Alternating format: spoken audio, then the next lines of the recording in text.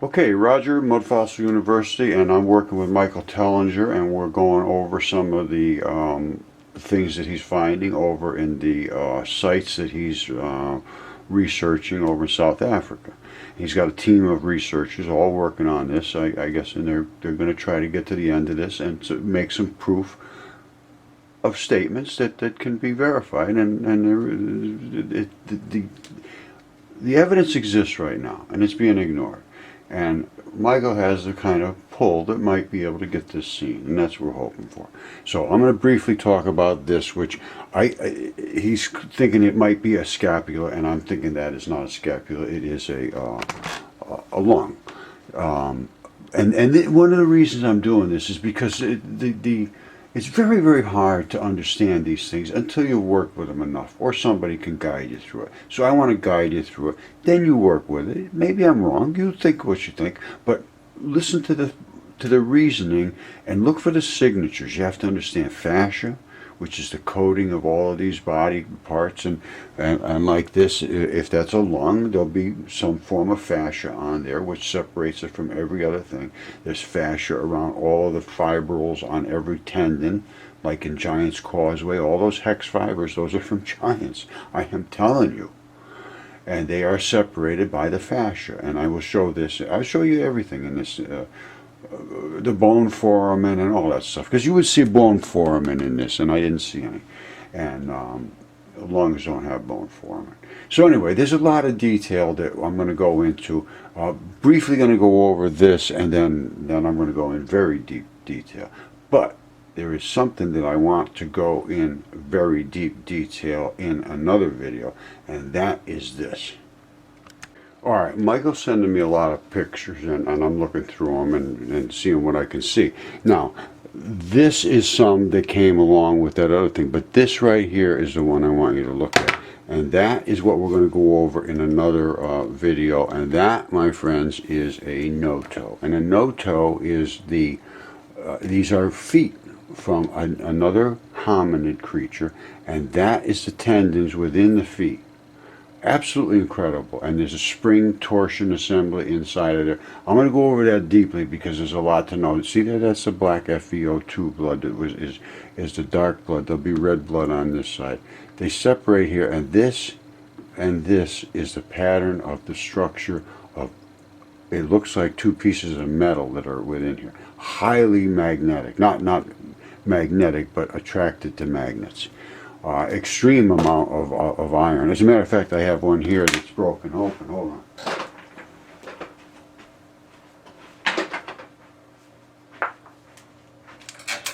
You see this? That's what's inside of them. You see that rust colored stuff there? That's iron. And that iron happens to be right in the center of the foot. And there's a spring assemblies here. I break them open, and the notoes come here to the front. It would have been about like this. It would look just like that. I'll show the other ones like that. You see? It's full of rust. And magnets will stick right on here. You throw a magnet on there, bam, stuck. And this is the fabric of the notoe. And I can show this in the microscope. I mean, I've shown all these things over and over and over and over and over and over. So anyway, that's what it is. And we're going to go over that one, Michael. But let's go over your lung, and I'll show you why it's not a scapula. Alright, just quickly, most people are not familiar with the way mud fossils form, so let's just go over this real quickly. The mud fossils, it's all about the conditions how they formed, and the claim Mudfossil University makes, that I'm making, is that mud fossils are a product of the Great Flood. That's why they're all over the earth. They're everywhere. There's not just, nobody's got any special rights to this. They're every rock that you see, literally, was a creature's body part, except for lava. That's my statement. Now, it is, and that happened because of the Great Flood. They all became waterlogged in the Great Flood, and that leached out all what's called volatile organic compounds, and that means that the body will not decompose quickly.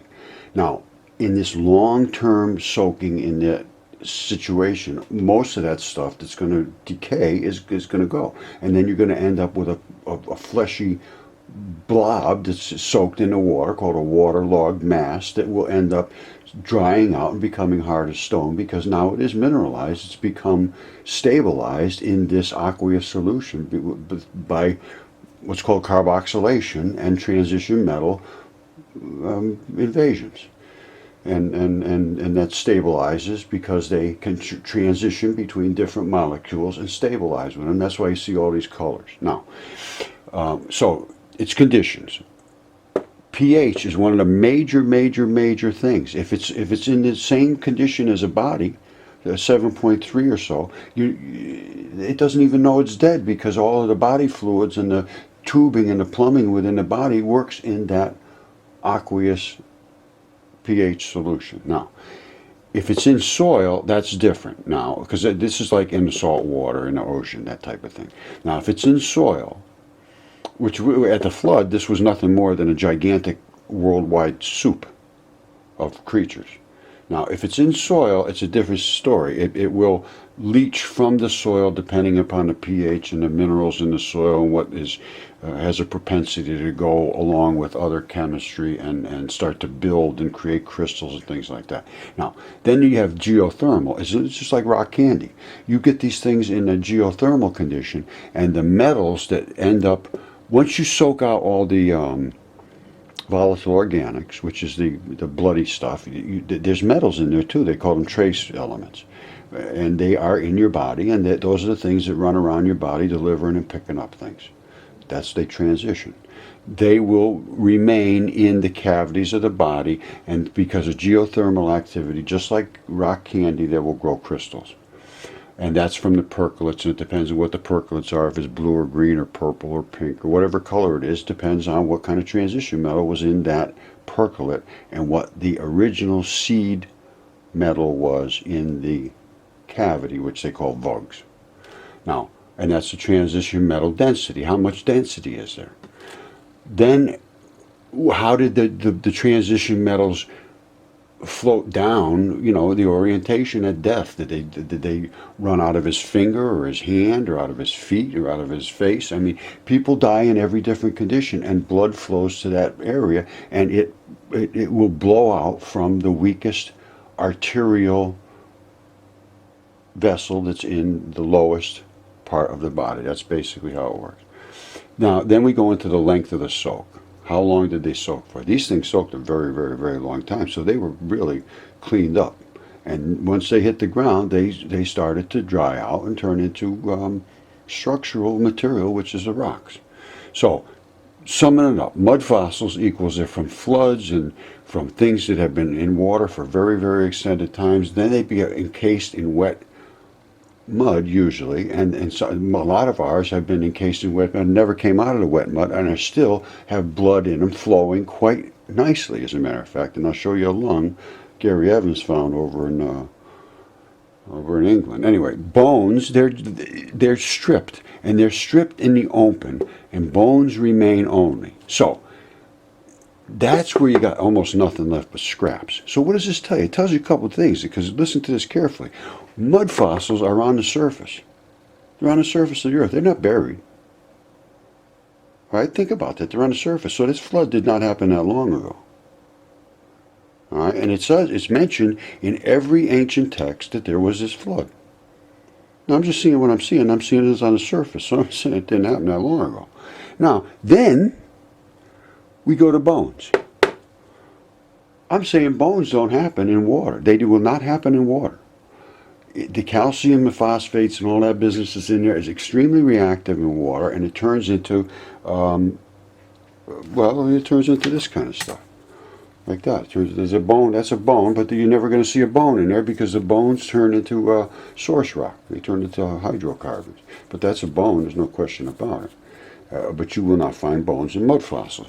They're exactly 100% opposite. Now, what Michael had there was it was either some form of the clavicle or whatever you call that thing, the scapula. Now, or it was one of these. Now, a lung. All right, you see this? See, now I have to know if this is in the area. You see what he had on the bottom was similar to this? and it had somewhat of that shape, and it had sort of a flattish looking back. Well, this is a lung, and I can prove this is a lung, and I will show you in the microscope the fabric of this. It looks just like mud, but it's not mud. It's clay, and mud is clay is it's flesh. Clay is flesh, and I'm going to show you the chemistry so you'll understand this. And I don't mean to bore you with all the details, but if you don't understand, I could show you all this stuff and say, oh, this is this, this is that, and you know, I'm just an idiot saying things.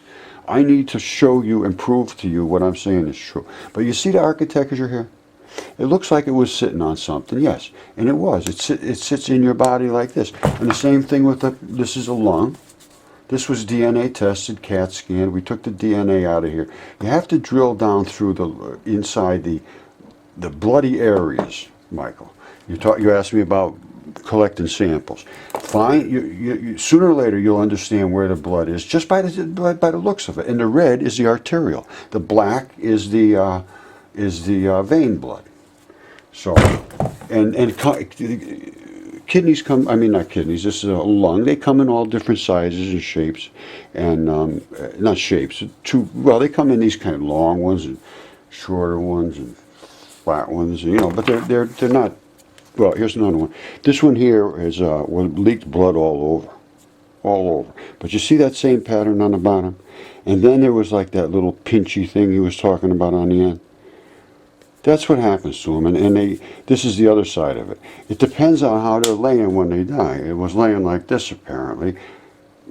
I'm just looking what I'm looking. This is why I want everybody to start looking at this stuff and try to figure out what's going on.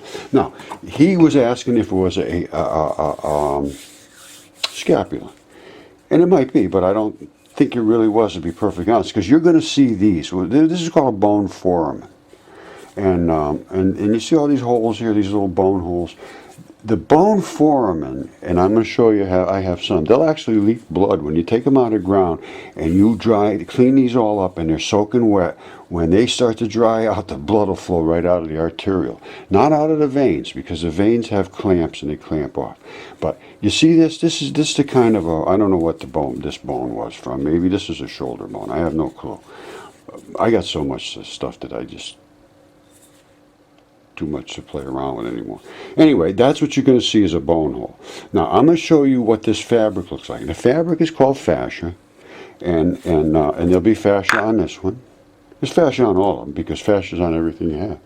And lungs come in every different style of stone, too. You see this? These are all little vessels of the lung, all those little rocks. They call them, they call them chondrules. Chondrite is a chondritic rock. Anyway, there's a lot to this, and you know, but it's really simple, but it should be understood, and there's a lot to understand. I don't mean to bore you again. Let me show you the stuff in the microscope. Hold on. All right, this is an actual scapula, the actual bone. Now, if you look here, you see these two little spots? I'm almost certain those are bone foramen, and that means that's where the blood vessels go in, vein and artery, probably. I can't be certain of that, but there will be bone foramen, and every bone has nerves and veins and arteries going into it to service it. Now, if you look down here, you can see that it's got all those little tiny pockets and holes there. They call them little tuberosities. Now, what fits in there is little tiny tendon balls, and I'll show you that. And in the giants, the tendon balls are gigantic. I mean, huge. All right, but in us, they fit in here, and they have all these little strings coming from them, and that goes down to your tendon, and that pulls up and down on your muscles and so forth. So let me show you what they look like, and they're called tendon entasis. All right, your body is all glued together, literally, with tendons and ligaments. So, what is a ligament? A ligament holds a bone to another bone, right in between itself. Otherwise, the bones would be pulled back and forth. So they're right in between each other. And there's cavities. They're called tuberosities. And inside those cavities, there's another set of tiny little tuberosities that have these. Dozens and dozens of these little tiny balls, and those balls are, I see the chemistry of them, and normally they actually turn into chert, and sand is inside of them, silicon dioxide, it appears. More work needs to be done on that, but I'll show you more on this now. So that is how these things invest in your body, otherwise you'd be falling apart. Now, then you have other ones that are called tendons, and the tendons go from muscles to bones, or they also go from tissue to tissue in a flat configuration. But this is the round configuration, and it goes into the bones. And then they have all these little fibers, they call them fibrils, and they are hexagon, and that's what causes the hexagon structures in these giant causeway and all that business. They're hex, and they're separated. Every single fiber in here is separated because of fascia. So they come down and they hold in these little balls, and those little balls are in the actual bone.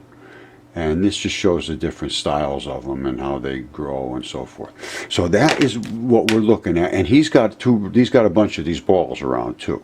So these are the things you have to understand. These would have been in that bottom of his, what he was thinking was a scapula. If it was a scapula, you'd see all these little holes where these were yanked out. But I believe he's got a lung.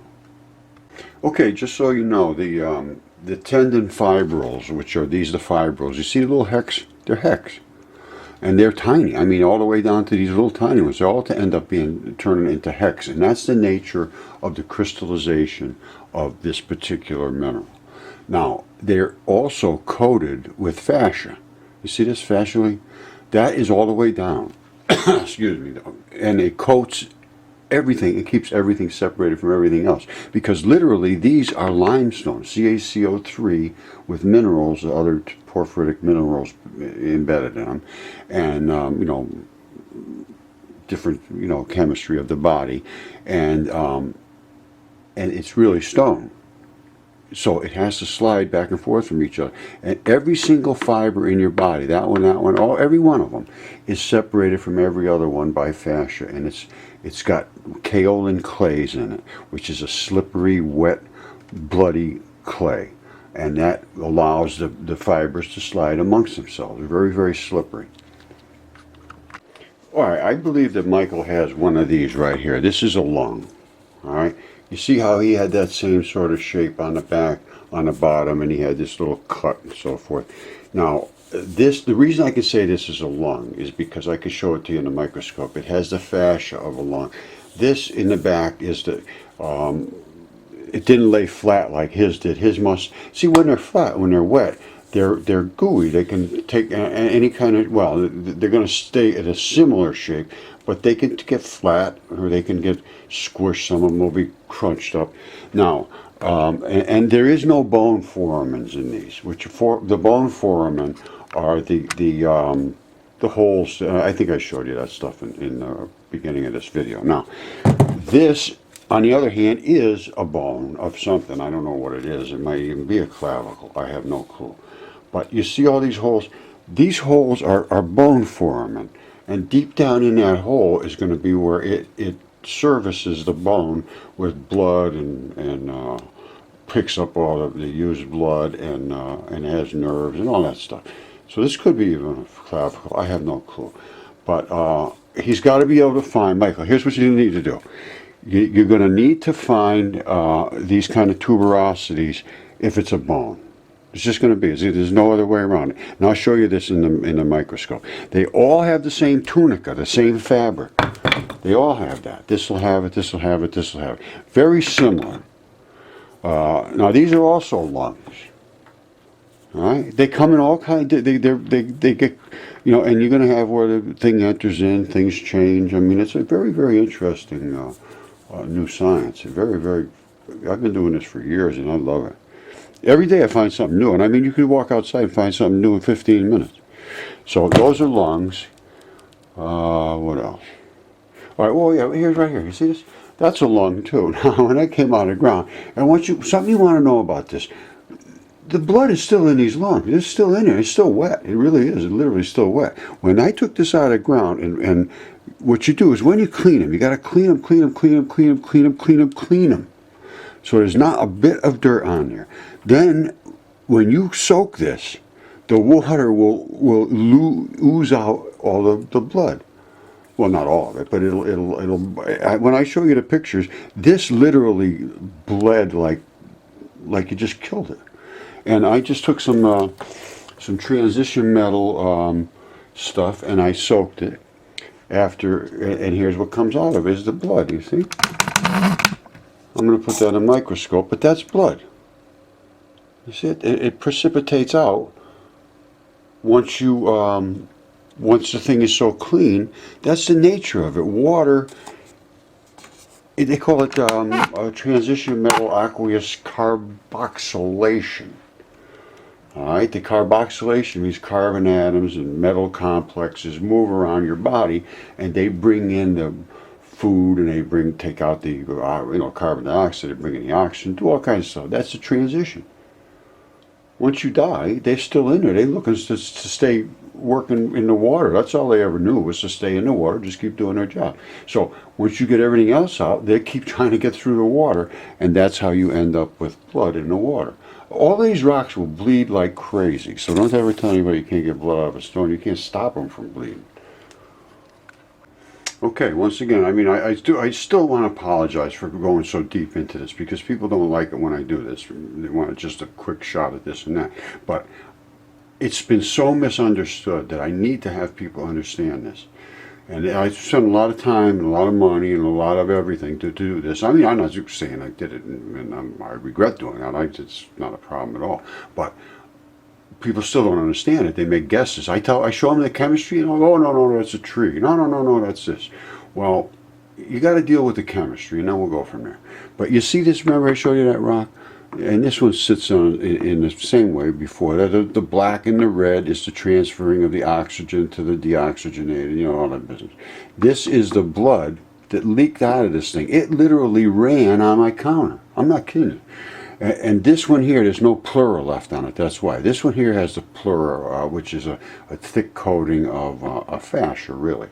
And you see that? That's what they call the fascia tongue, I believe, which I'm pretty sure that locks the lung in place. And you see that? That's the pattern of the lung. You go show any doctor, they'll know exactly what that is. And all the bones and organs in your body, and every single bit of it has some kind of fascia on it. This is very thick on the lungs, and I will show you in the microscope. You'll see much thicker in the lungs. But this was DNA tested. That's 100% human mitochondrial DNA. They did it did it all in ancient protocol. So there's no question whatsoever about the things I'm making claims about. There's no guesses here. They just need to be examined. And I have all the documentation, the paperwork, the CAT scans, and you need special software for the CAT scans, but the DNA reports, all that stuff. Okay, I talked about the bone foramen. Here's what happens. That's the bone foramen right there, that little pocket. And there's a vein and an artery in here, or underneath here, and I'm going to show you that in a second. And this one bled after I washed it up. They all do that. You wash them, and then they get water inside. It soaks into it. They get water deep inside of them. And then they just expel it, and they shoot out blood. And I mean scabs and blobs of it. So that is, let me just show you the next one. That's the bone foramen with the scab. Here's, as I was removing the scab, this is what they call fibrin, I believe it's called, and that is the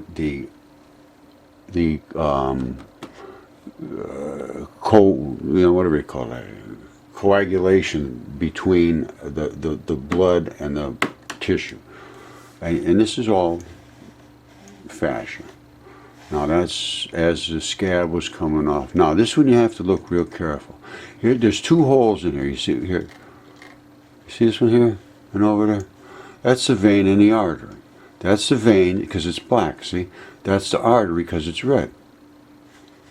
And those are inside the bone foramens. That's just what I was talking about before. Okay, when I first started, I told you, Michael, that I will be going over your Noto, which is this right here. You see that pattern? Exactly the same thing that's in yours. And plus, I can see Notos very simply now. I know Notos. Anyway, this is a complete one, and that's what yours is like. Yours is encased in the front. Now we got to see it from all angles and look at it carefully. But inside it will be a spring. I'll go over all that stuff. This is a very, very involved. And Tish Egerton in Missouri had discovered these, a bunch of them. I must have been a village or something. There's Notoes, there's bones, there's tools. She's got organs have been petrified, all that stuff. And literally, and this is not a lie, her husband saw my video of how to find mud fossils. They went out, and within 15-20 minutes, she came home with this. That's the fact. And that is an undisturbed site, and that is not just a random piece of rock here or there that means not very little, other than a curiosity, and other than it's a new species, and it's a cyborg. So there's a little other more to it than that. But anyway, this is something to be looked at. Now, I'm going to go into the microscope shots. One last shot of Michael's. You see this here? That's the same structure. I guarantee you that you are going to find all the things that I'm talking about when you turn that over and we go from the side and all that business. Alright, just so you can see, that's a lung. You see that? See up there? That's the red of the lung. It was hooked on up there, and that's where it came in, and that's the black and the red of the lung. And I don't know what kind of creature it was, but that's where the airway came in, and the lung was there. And that's all I can say. But you see the colors? This is the transition metals. Red and black is the colors. I keep saying it over and over, and I'm sure people are picking up on it, so I just have to keep saying it, because it just hasn't been getting through, but maybe it is now. Okay, this is the lung that I said has a pleura on it. You see how thick that stuff is? You see it? It's a real matty, fabric-y looking stuff. I might be able to get a little further off. You can see it from a distance. It's going to be a little wavy. Alright, you see it? Alright, now that is the lung of the DNA tested one, the really one that had the pleura on it and all that. This is the mud one. You see, remember, that looks, this is the one just like he had. Now, here's what it looks like on the surface. Hold on. Gotta focus in. Hang on. Here we go. You see? That's the same sort of stuff, only it's more compacted and or eroded or however you want to determine it. It's more whatever. It's not as thick and fibrous as the other, but it's all there. It's the same stuff.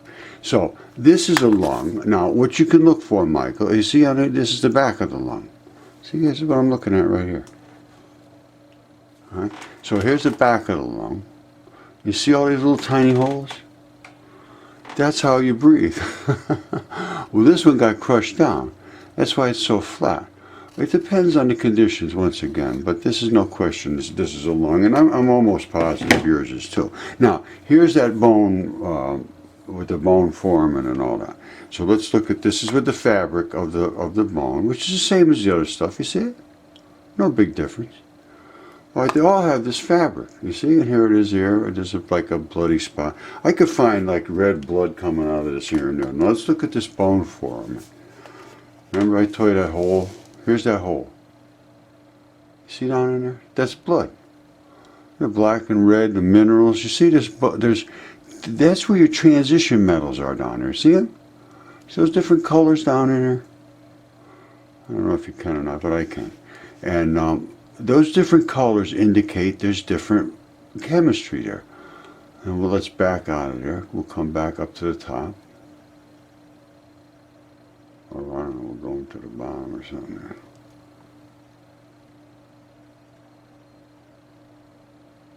Anyway, this is different blood chemistry here and there. Okay, see there's 3 levels.